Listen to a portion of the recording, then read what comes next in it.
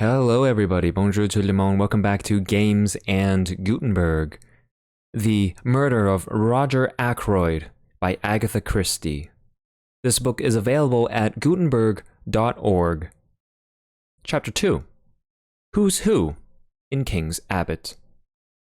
Before I proceed further with what I said to Caroline and what Caroline said to me, it might be as well to give some idea of what I should describe as our local geography.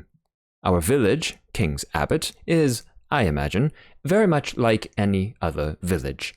Our big town is Cranchester, 9 miles away. We have a large railway station, a small post office, and 2 rival general stores. Able-bodied men are apt to leave the place early in life, but we are rich in unmarried ladies and retired military officers. Our hobbies and recreations can be summed up in the one word, gossip. There are only 2 houses of any importance in King's Abbot. One is King's Paddock, left to Mrs. Ferrers by her late husband. The other, Fernley Park, is owned by Roger Ackroyd. Ackroyd has always interested me by being a man more impossibly like a country squire than any country squire could really be. He reminds one of the red-faced sportsman who always appeared early in the first act of an old-fashioned musical comedy, the setting being the village green. They usually sang a song about going up to London. Nowadays, we have revues, and the country squire has died out of musical fashion. Of course, Ackroyd is not really a country squire. He is an immensely successful manufacturer of, I think, wagon wheels. He is a man of nearly 50 years of age, rubicund of face and genial of manner. He is hand and glove with the vicar, subscribes liberally to parish funds, though rumor has it that he is extremely mean in personal expenditure, encourages cricket matches, lads' clubs, and disabled soldiers' institutes.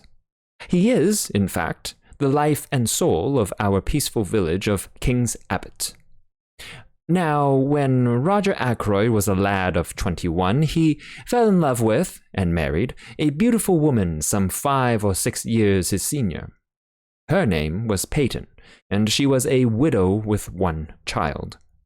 The history of the marriage was short and painful. To put it bluntly, Mrs. Ackroyd was a dipsomaniac. She succeeded in drinking herself into her grave 4 years after her marriage. In the years that followed, Ackroyd showed no disposition to make a second matrimonial adventure. His wife's child by her first marriage was only 7 years old when his mother died. He is now 25. Ackroyd has always regarded him as his own son and has brought him up accordingly, but he has been a wild lad and a continual source of worry and trouble to his stepfather. Nevertheless, we are all very fond of Ralph Peyton in King's Abbot. He is such a good-looking youngster, for one thing. As I said before, we are ready enough to gossip in our village. Everybody noticed from the first that Ackroyd and Mrs. Ferrers got on very well together. After her husband's death, the intimacy became more marked. They were always seen about together, and it was freely conjectured that at the end of her period of mourning, Mrs. Ferrers would become Mrs. Roger Ackroyd. It was felt, indeed, that there was a certain fitness in the thing. Roger Ackroyd's wife had admittedly died of drink. Ashley Ferrers had been a drunkard for many years before his death. It was only fitting that these 2 victims of alcoholic excess should make up to each other for all that they had previously endured at the hands of their former spouses. The Ferrers only came to live here just over a year ago, but a halo of gossip has surrounded Ackroyd for many years past. all the time that Ralph Peyton was growing up to manhood, a series of lady housekeepers presided over Ackroyd's establishment, and each in turn was regarded with lively suspicion by Caroline and her cronies. It is not too much to say that for at least 15 years, the whole village has confidently expected Ackroyd to marry one of his housekeepers. The last of them, a redoubtable lady called Miss Russell, has reigned undisputed for 5 years, twice as long as any of her predecessors. It is felt that, but for the advent of Mrs. Ferrars, Ackroyd could hardly have escaped. That, and one other factor, the unexpected arrival of a widowed sister-in-law with her daughter from Canada.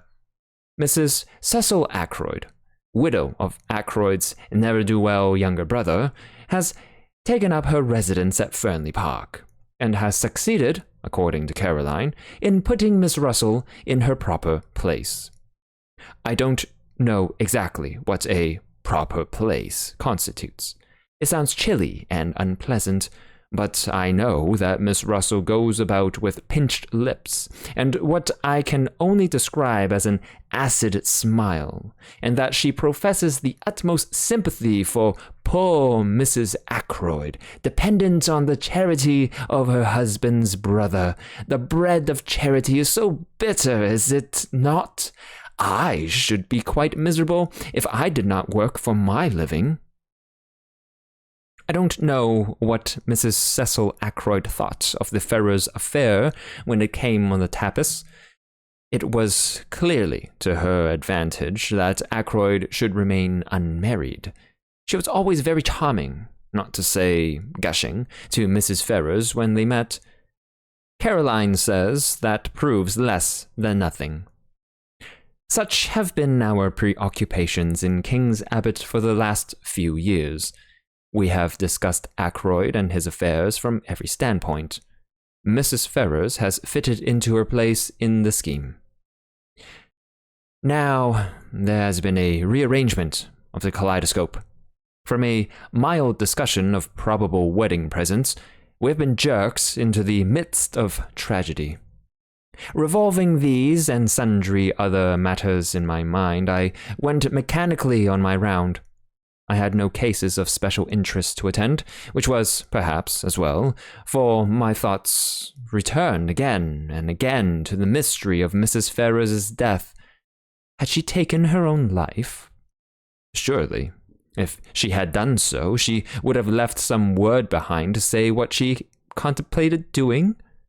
Women, in my experience, if they once reached the determination to commit suicide, usually wish to reveal the state of mind that led to the fatal action.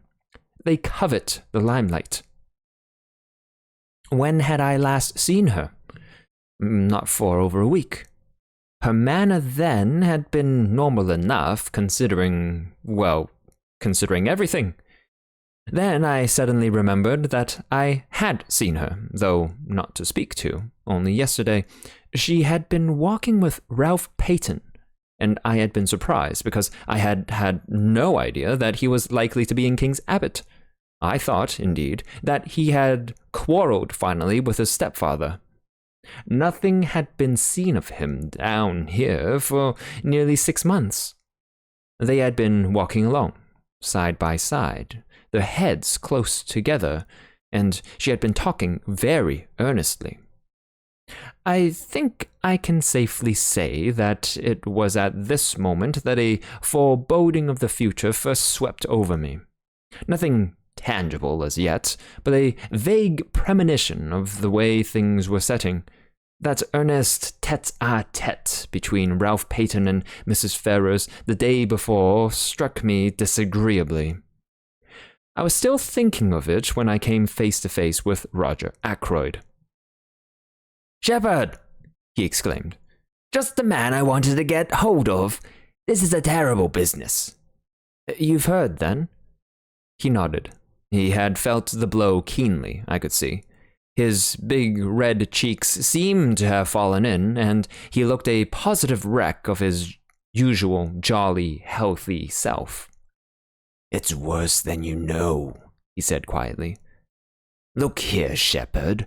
I've got to talk to you. Can you come back with me now? Hardly. I've got 3 patients to see still, and I must be back by 12 to see my surgery patients. Then this afternoon? No, better still, dine tonight? At 7:30? Will that suit you? Yes, I can manage that all right. What's wrong? Is it Ralph? I hardly knew why I said that, except, perhaps, that it had so often been Ralph. Ackroyd stared blankly at me, as though he hardly understood. I began to realize that there must be something very wrong indeed somewhere. I had never seen Ackroyd so upset before. Ralph? He said vaguely. Oh, no, it's not Ralph. Ralph's in London. Damn. Here's old Miss Gannett coming. I don't want to have to talk to her about this ghastly business. See you tonight, Shepherd, 7:30. I nodded, and he hurried away, leaving me wondering. Ralph in London? But he had certainly been in King's Abbot the preceding afternoon. He must have gone back to town last night or early this morning, and yet Ackroyd's manner had conveyed quite a different impression. He had spoken as though Ralph had not been near the place for months.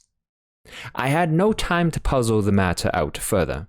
Miss Gannett was upon me, thirsting for information. Miss Gannett has all the characteristics of my sister Caroline, but she lacks that unerring aim in jumping to conclusions which lends a touch of greatness to Caroline's maneuvers. Miss Gannett was breathless and interrogatory.